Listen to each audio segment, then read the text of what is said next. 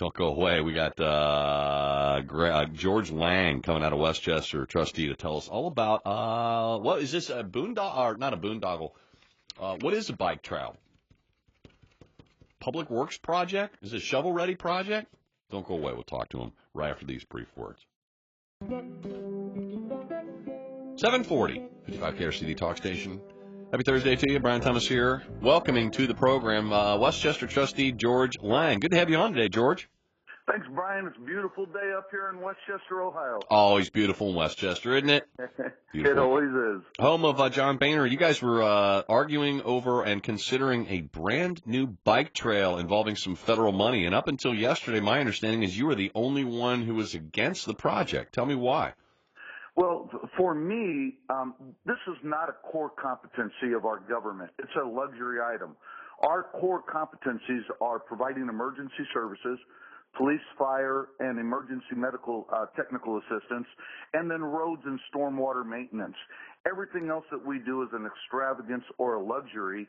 And for us to go and get a federal grant from the federal government in order to build something that we do not need, to me, is shameful and immoral. Brian, we're talking at a time when the federal government is borrowing over 40 cents of every dollar that they spend, and we're going to take some of that money for a luxury item and saddle our children and our grandchildren with these taxes.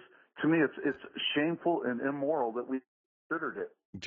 George, I echo everything you said. I'm going to underscore it, put it in bold, put an exclamation point behind it. Exclamation point.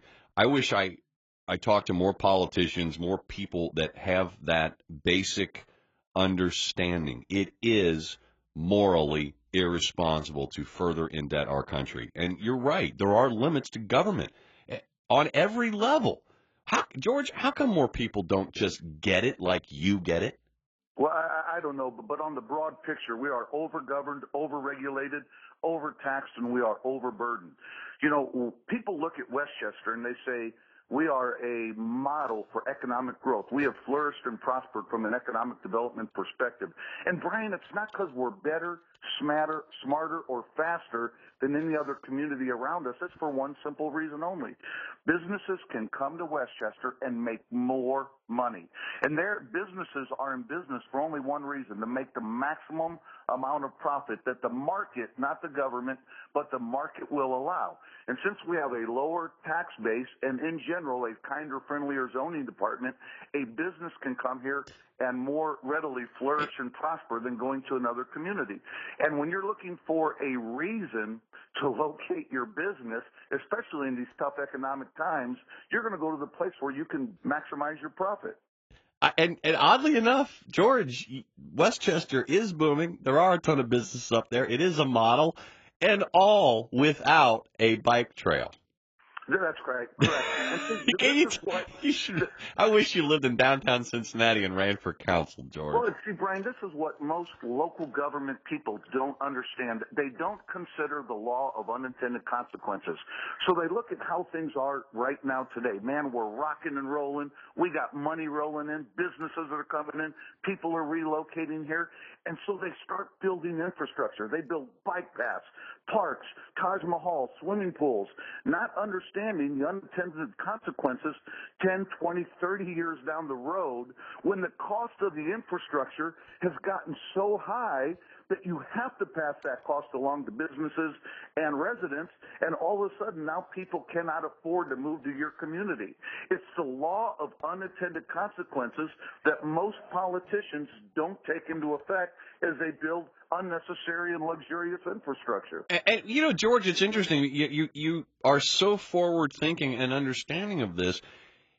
And we have all of these illustrations of government entities, you know, local, you know, and of course statewide, national, that have gone down the road that you're warning against. I mean, city of Cincinnati is literally falling apart, and they are underwater because they didn't think that there would ever be bad times that would befall Cincinnati. They got themselves dug into a huge hole, and they can't get out of it. Yeah, and it's not just Cincinnati. It's so many other communities. And, you know, the frustrating part, Brian, is the people that are spending the money and building the infrastructure really think they're doing good. You know, what a nice, noble thing. Why can't we have better amenities for our citizens? And they just can't understand the unintended consequences. And it's what's going on with our nation right now. We are on a track to socialism, and if we don't turn this ship, it may be too late to save our republic. And I couldn't agree with you more, George. You want to stick around because I want to find out how the vote went yesterday and if cooler heads prevailed and they sort of taken the George Lang trustee position as opposed to the, well, Barack Obama-esque trustee position. Can you stick around? I can. Don't go away. More with George Lang, trustee from Westchester. Right after these brief words. Signature Hardware. Love Signature Hardware. Great folks at Signature Hardware helping you out. And if there's a single room in your house, any room in your house that you want to brush up, spruce up, even just a little bit, or maybe you're doing a total remodeling job, first stop shopping, signaturehardware.com. You'll get ideas. Maybe down the road, maybe you're not even ready to remodel, and just down the road, you kind of want to get a handle on what you might like and what's out there. Signaturehardware.com with over, I think it's 40,000 items or more than 40,000 items for your home. 500 plus different. That is 500 unique, distinct bathtubs. And that's just one category. Bathroom faucets, vanity, kitchen area stuff. They got outdoor items, hardware for cabinet drawers, coat hooks and the like, home accent items, lighting, you name it. For your home, when you're remodeling, redecorating, just a little bit or a whole lot, signaturehardware.com. And then remember, we're lucky because this is the tri-state. And family-owned and operated Signature Hardware is located right there at 2700 Crescent Springs Pike in Erlanger. So you can stop over the showroom anytime you like. SignatureHardware.com.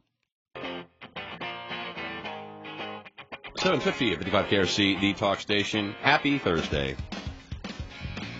Brian Thomas. And the email's coming in. George Lang, Westchester Trustees on the phone, and people are loving what you're saying. Josh sent me an email. He said, well, rather than you going down, moving downtown and running for Cincinnati Council, he would rather you take John Boehner's place. Well, I appreciate Josh's support, but John's a friend of mine, and I think he's doing a stellar job. All right. Everybody's entitled to their opinions, and with that, we return to the subject at hand, which is your concept that Westchester, while doing wonderfully, got great tax base, a lot of business, it's a great place to start a business and open one because of the taxation situation, the low regulation, all these great things, and no bike trails. And your point is one of the reasons why Westchester does so well and can attract business is because you guys mind your fiscal shop. So it was with that you got a vote on a bike trail yesterday, seeking federal money that you'll have to repay with interest, I guess. Or was this a grant? I mean, under what circumstances was this bike trail going to be built, George? No, it would have actually been a grant. And listen to this, Brian. It only pays for the construction of this walk path. And over the life of the asset, the construction is the smallest portion of the total cost. And then the citizens of Westchester and the businesses of Westchester would be stuck with the bill for maintenance and repairs 10, 20, 30 years down the road where the majority of the cost is going to come. And to make it worse, our police levy is going to be upside down in 2015. And we are probably going to have to go back to the voters. And if the voters vote no for an increase in their taxes, which I think is probably going to happen in this environment, then all of a sudden we have to look at laying off police officers, and we just spent $400,000+ on a bike path. To me, public safety is a core competency. This bike path is a luxury item. And one other thing, Brian, according to a May 8, 2011 story in the Cincinnati Enquirer, Westchester already has more bike paths than any other community in the Cincinnati area. And here's the beauty. Here's how we've done it. We have forced developers as they come in and they want to build new neighborhoods, they want to build new development. We say as part of a condition, you have to construct bike paths in your property. So it's done without being a burden on the taxpayers for the most part. We have a few that the government has built, but for the most part, we've done this without being a burden on the taxpayers, and the developers of the neighborhoods are happy to do it because it makes their neighborhood more desirable. Before you voted on this yesterday, it's for the federal, to whether or not to accept the federal grant money. I got to assume that if how did the vote go anyway, George? Well, I was shocked. I was actually not at the meeting, and it was on Tuesday, but we have been discussing this for the last over a month now, and the vote was very clearly 2-1 against me, and I was shocked. Kathy Stoker, who sits on the board with me, changed her position and voted no against taking this federal grant money. So I am proud to report to you, Westchester is not going to proceed with taking the federal grant. However, both Lee Wong and Kathy Stoker still spoke highly in favor of looking for a different avenue to build the bike paths. So while Mr. Wong supported taking money from the federal government, Mrs. Stoker did not, but it feels like she is still in support of building the bike path. Okay, and that yet to be resolved. It seems to me that it goes without saying, but if you'd have taken the federal money, would that federal money not have also come with strings attached, obligations? And that's one of the most frustrating things about this. Just to build the bike path would have been about 15% more than it would have been without the federal taking the federal money, because of all the federal mandates and all the strings and all the bureaucracy that comes with taking money from the federal government. It is mind-numbing how many strings are attached to federal dollars. It's never ever worth it, and that's just one more level of problem you get when you're dealing with the federal government. It's just the mandates, the dictates, and the obligations. It takes all control out of your hands and it places it in theirs. Excellent. George, I really appreciate speaking with you. I appreciate your perspective, your common sense, logical point of view, and I just wish that kind of sense, that true common, not maybe it's uncommon these days, George. I wish there was more of it in politicians. Well, we have to stop the looting of the federal government, well, of the taxpayers. We have to stop the looting.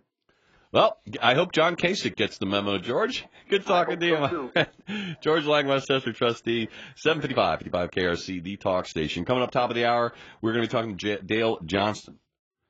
Dale Johnston, subject of a book written by columnist Bill Osinski, Guilty by Popular Demand, the true story of small-town injustice and how the Ohio Innocence Project saved a man's life. It's going to be a fantastic, I'm sure it's going to be an interesting discussion. So stick around. We'll talk about it right after the top of the hour news.